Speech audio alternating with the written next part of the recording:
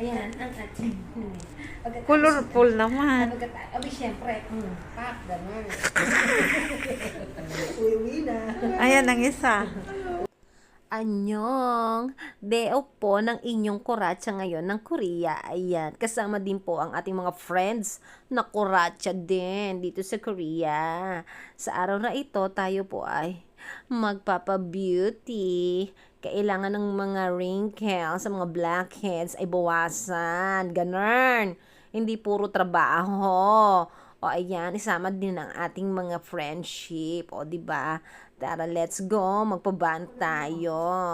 O, ayan. Kaunang mukha ko na ba si Ann Curtis? Ay, Charis. Wrong. O, di ba?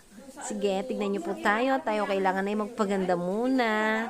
Hindi puro trabaho sa Korea. Wow, Ate Vilma. Mukhang napadami ang lagay